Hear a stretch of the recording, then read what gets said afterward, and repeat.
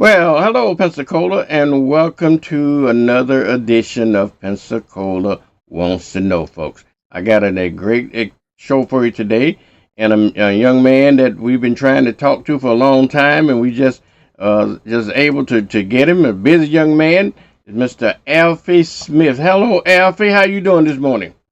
I'm doing great. How you doing, sir? I'm doing well. I'm doing well. Y'all know Alfie is a renowned boxer training. He's a boxer training, trained Roy Jones, and he's an author, and he's an all around athlete. And we're gonna talk to Alfie this morning about his history, his background, and everything, cause he's a legend in his own time. And Pensacola, you need to know about. I know most folks already know about Alfie, cause he's done a lot of interviews, wrote books and everything, but we wanted to bring him on and so we can talk to you about him. Alfie, tell the folks a little bit about who Alfie Smith is, okay?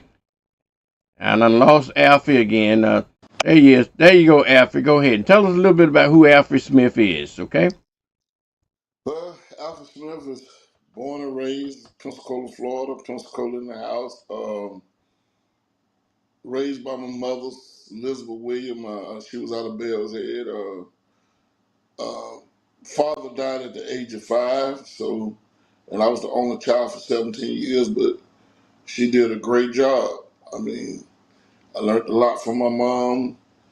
Most important thing, she taught me honesty Mm-hmm. and care for others. And Okay. I, was a great athlete, three-sport athlete. I mean, with coming up, I was just one of those child that God gave talent to. I mean, for Mm-hmm. not going to camps.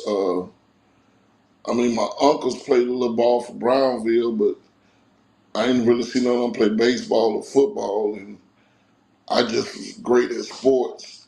I mean, at a young age, first time playing any sport, I was like the key player, point guard in basketball, pitcher in baseball, and quarterback and running back in football. Had never played in my life.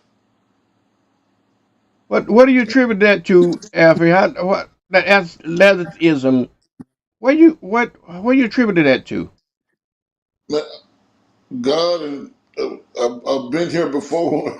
So you had to be here, man. I do really believe our spirit keep going on, and I had to be here before, man. To just come straight out my shooting a jump shot out and had never touched the ball.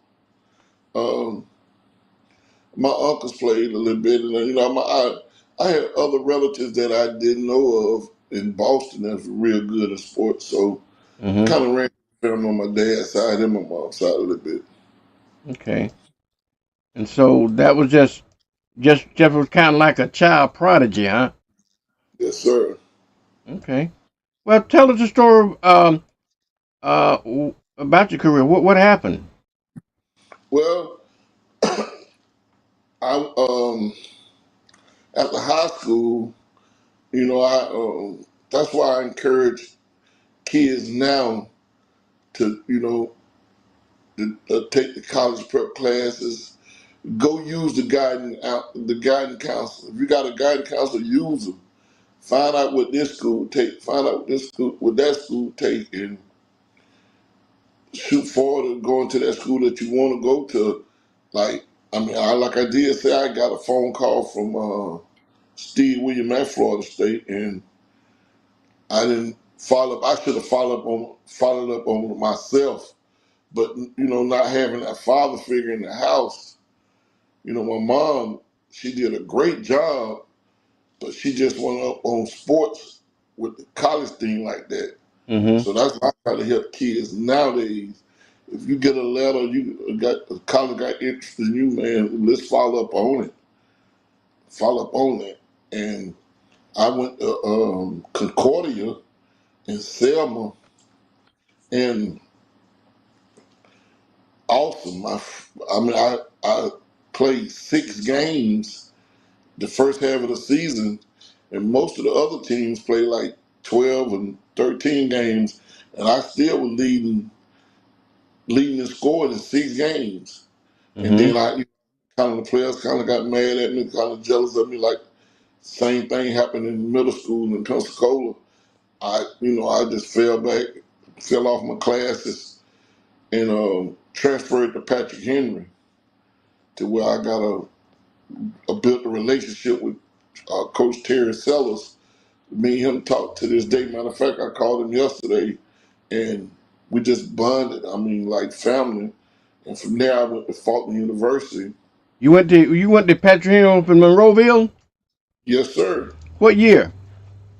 Uh, 86, 87, Really? 87, 80.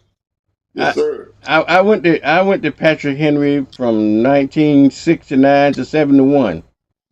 Oh man, Patrick Henry, yes, sir. Yeah, Monroeville, yes, sir. Monroeville, sure did. Patrick Henry Junior College. Uh huh. Yes, sir. And man, when I went from there to, I was gonna go to Tuskegee, but I had to sit out a semester because I had to sit out at Patrick Henry because the president of Concordia wouldn't sign my release. Um, so I went sit out that year, and then I came. No, I would have had to sit out at Tuskegee. So when I went to Faulkner, I could play. Mhm. But me and the coach, we friends and cordial now. But his name was Jim Sanderson. His dad was Wimp Sanderson, the coach at University of Alabama. And my style of play just won for him, Mhm. and he didn't like give me a fair chance. But at the end of the middle of the season, I showed him that I really could play, man. He admitted to the trainer, God bless the dead dude named like your name, Vernon. He Mhm. admitted to him that he messed that whole season up. He didn't realize I could play like that. So that year went by. My senior year come up. I got another coach named Coach Kelsey, Mhm. and he put the team yours, the team yours. Man, I was leading in steals, assists, free throw percentage, everything. So he called me in the office one day and asked me, would I go overseas or would I play CBL, whatever? I said, yeah. And one morning, we get ready to play Troy State. They had a write-up about me and a kid that played at PJC named Charlie Mack. We was finna play against each other in Pensacola and meet. My roommate breaks my finger through a walk-through practice. We walking over play, he reach at the ball and break my finger, and Mm. I had to get that surgery the next day. So I'm out my whole senior year. Got out the cast, came home, started back playing. Like I said, I ran into Roy Jones at UWF, and I was still in shape, man. I was destroying everybody in the gym. And one of my friends named Dennis Clanton, RIP to him, said, man, I don't know what you did, but Roy ain't stopped talking about you yet. So the next day I went out there, and Roy picked me, like I said, and we was on the same team, and a dude scored on Roy. And I got the ball back. Like, if you my point guard, I'm your point guard, you two guard, we gonna kill these two guards. And I gave Roy the ball. I said, how Roy, take him back. Roy said, man, that's what I've been missing. And like Mhm. I said, he picked me up that Saturday morning.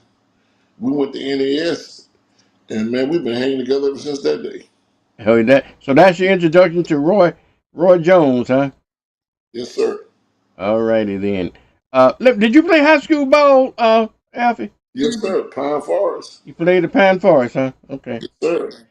Alrighty then. So now I understand in your book you wrote this book called Trade Off. Okay. Hmm.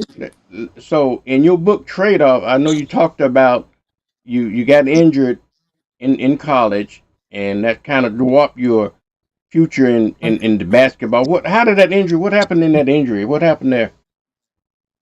Well, in that injury, he broke my right index finger. Mm-hmm. So that put me, I mean, I had to put, got a pin in my finger. So that put me out my senior year. Mm-hmm. So by the time I got at the cast, the season was over. And when I got out the cast, I was so frustrated. And me, well, I'm gonna tell you the true story. Um, I had took two classes at school for graduation, two history classes, one at night and one night class, one in the morning.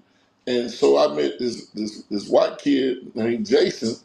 I was go to his room, listen to play guitar, and we was at the end of almost the last 2 weeks of school.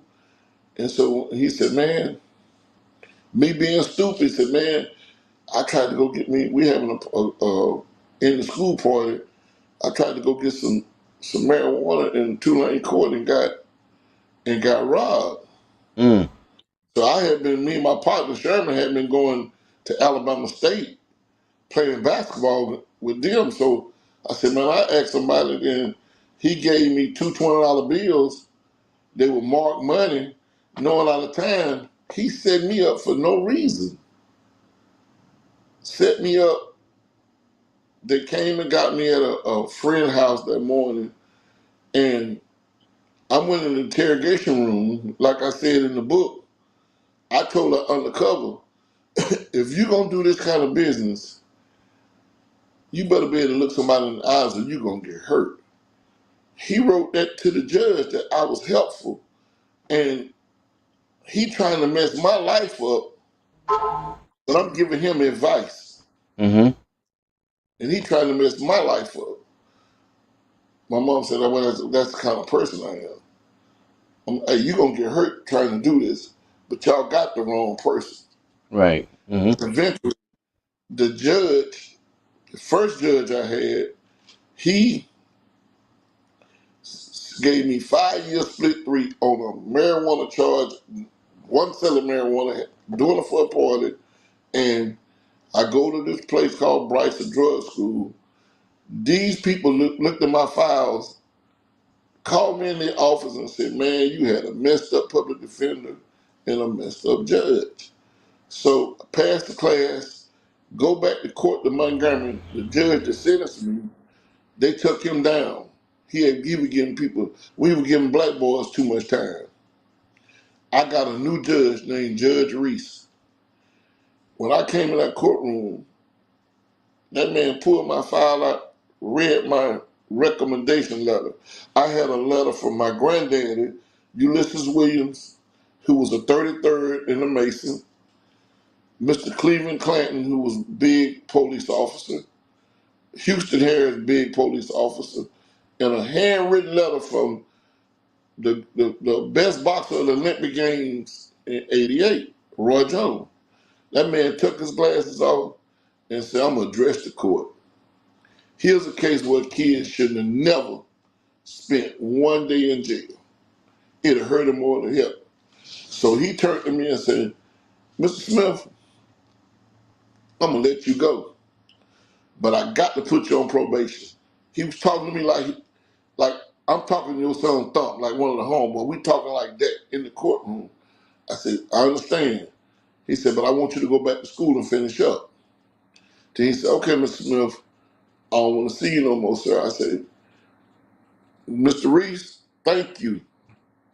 But the next time you see me, it's going to be on a positive note." I hunt that judge down and he came back to the school. I had that story in that book that brought tears to his eyes that I'm going back to Faulkner to do a video with that judge. Okay. Yes, sir. Hmm. Okay. Let me transition over to you. You mentioned your friend Roy. How old were you? How old were you guys when you met? Was he boxing Uh, then, or he just playing basketball at that point? no, he was boxing. Mm-hmm. Matter of fact, he had turned pro because one of my teammates, a white kid named Kevin Mixon out of Bay Minette, we watched Roy Olympic fight in the dorm room.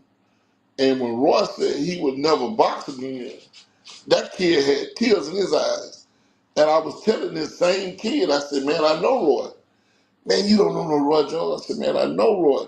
So school, when I got out and started hanging with Roy, I was in my 20s, early 20s. Mm-hmm. Early, because I just got out my senior year of college. And me and Roy came back down to the alumni game, and I knocked on that kid door that he didn't believe I knew Roy. And when I moved to the side, it was Roy standing there. He like to faint it. Sure did. Wow. Now, how did it happen? You became Roy's trainer. Tell us that story. Well, me and Roy used to go shoot ball, man. I'm talking about 3 times a day. Mm-hmm. And he would bring me back to Lincoln Park and go back downtown to the boxing gym. So one day he said, man, you know what, man? I'm gonna start taking you to the gym with me. My dad is gonna try to bully you, but you stand up outside. Like, man, I ain't got no problem with that. Standing up to your dad. So, first time I went in the gym with him, like I said, he was sparring a former world champion, and he faked the jab down and threw the hook. And on the way home, I told him, I said, man, that was sharp how you faked that dude like you're gonna hit him with a jab to the body and hooked him. And Roy asked me, he said, you seen that? I said, yeah. So that was a Monday. So that Tuesday they trained, and that Wednesday they sparred again. And he faked the jab down to the body this time, but he didn't throw the hook. He throwed his right hand. And he on the way home, he said, so Big Al, what you see today? I said, man, you fooled both of us today. You ain't hit him with the hook off the jab to the body, you hit him with your right hand. And he just looked at me and stared at me. I said, Mm-hmm. okay. Then I got a phone call from Stanley Levin that Sunday say, hey, Roy said you need a battery for your car. Come down here and sign for this $100. You know where the office is, get a ride down here. So when I got down there, I signed for the $100 to get the battery. And he said, oh yeah, you on the payroll too. Roy like you. That's how I Mm-hmm. started. Then we started going to the boxing gym, dribbling the ball, doing dribbling drills. We work on form on shooting. Then he started teaching me how to do the mitts. And that's how I started. Mm. Okay. All right. And so, tell us about that journey that you had with Roy throughout when you first started and so forth. Tell us some of the Man, good going on one of the good stories that folks don't really know about. um,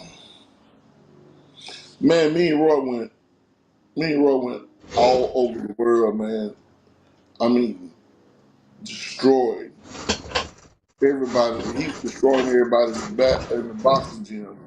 I'm destroying everybody. We both destroying everybody in the basketball gym. We we went to Great Gorge with Ray Mercer, Al Cole, and Charles Murray. It was called the Triple Threat. It was Alton Murkison, the trainer, and Hank Johnson Mm-hmm. at Great Gorge Ski Resorts. And when we got there, they had a gym. So first thing me and Roy do, go check in our little room, put our stuff down and change to the basketball clothes. Man, I was in there hitting jumpers from everywhere.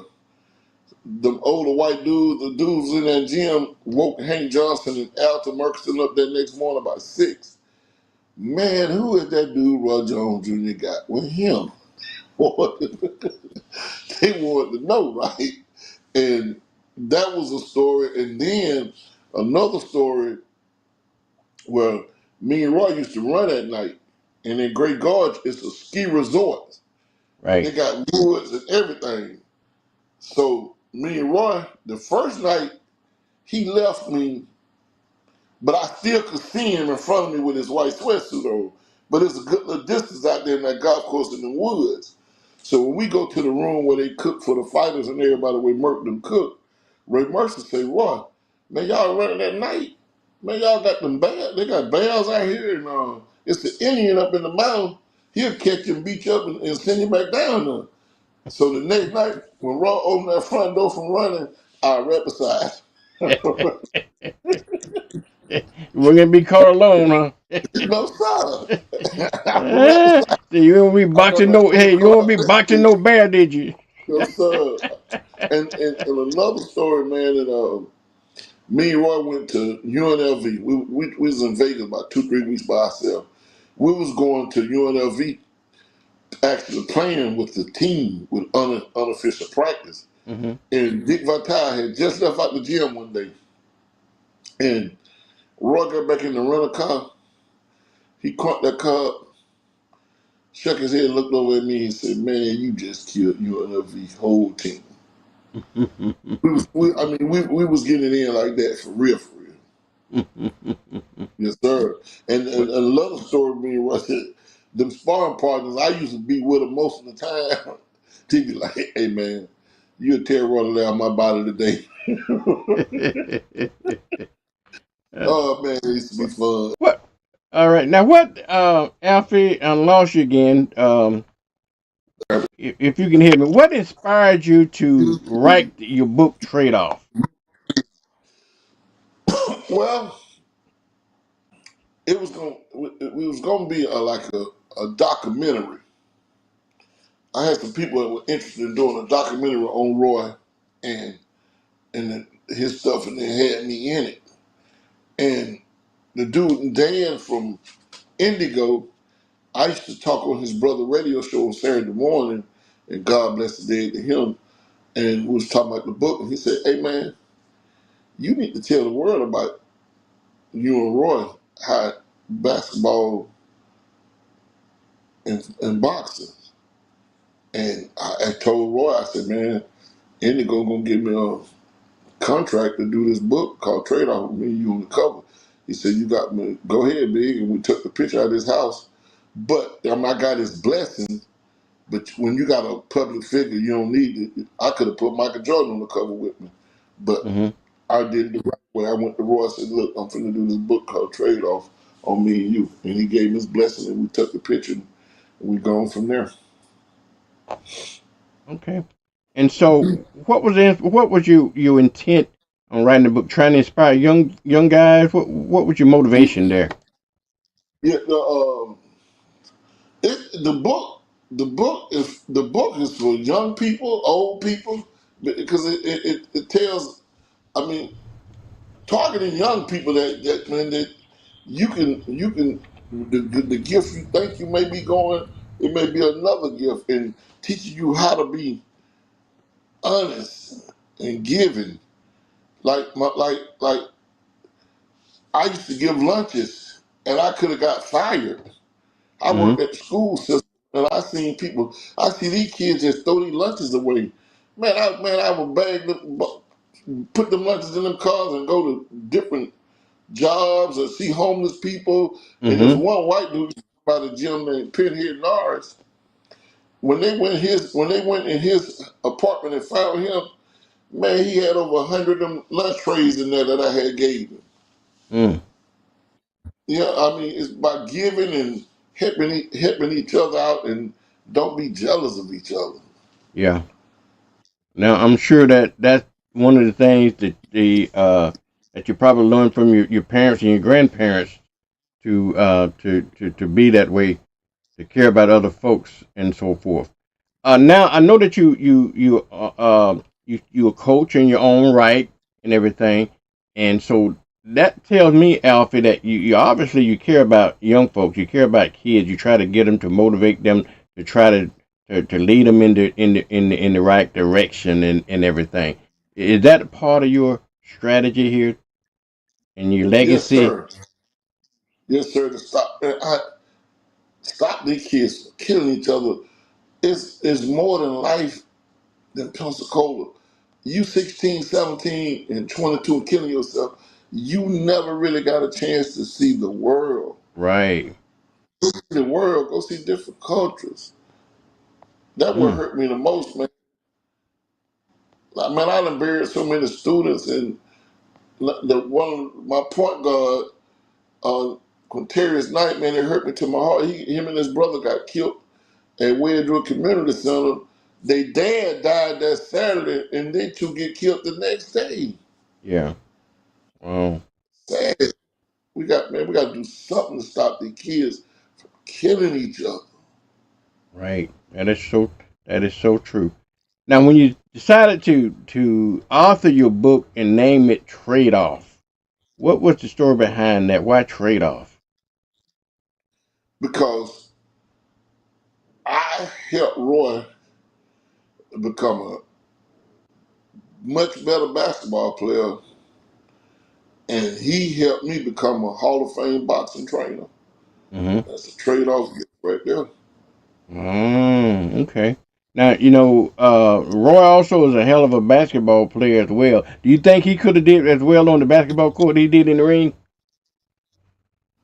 He had got better. I actually seen him play USBL basketball, and he hold his own. Mm-hmm. But the I do boxing, it'll be hard because he was great. One of the greatest, man. I'm talking about one of the greatest. I know for a fact. I was there. I seen him do stuff in training that you didn't even see in the fight. Yeah. Wow. Wow. You consider yourself kind of lucky just being Yes, Roy's sir. friend and being able to be in his presence? Yes, sir. I mean, God put people in your path for a reason. Yeah. God, I mean, Roy even said it. Roy said, he gained from meeting me, like I gained from meeting him. Mm-hmm. If we'd have did it earlier, man, who knows where we'd have been in basketball or boxing. Yeah. That's true. Yeah. Well, Al, I really thank you for coming on. We only got about a minute or two here, but I want to give you that opportunity to tell the young folks, or tell the world, or tell everybody uh, what you want them to know about Alfred Smith and your outlook on the world. Okay. First of all, man, get a chance to go get that book and read it. You'll be surprised. And I'm gonna re-release my book with 6 videos with an LP to it, and you'll get to see what I'm talking about. It's gonna be very touching, and everybody got a book in them, and I'm gonna try to help some young kids along the way. All right, Alan, there you back. You back. Okay, go ahead, Al. Finish up. I'm, I'm trying to help them, try to get young kids together doing something. I'm gonna probably reach out to Ben in Washington, one of my mentors, and I'm gonna get something going on for these kids, man. I'm tired of them killing each other. Yeah. All right, They Al. need that. We're out of time, but thank you so much. I really appreciate you for taking your time and coming on and talking to us about Alfie Smith and your book Trade Off. Folks, thank you for watching. I'll see you again on another edition of Pensacola Wants to Know. And thank you, Al. Thank you, man. Thank you for having me, sir. All right. Bye bye.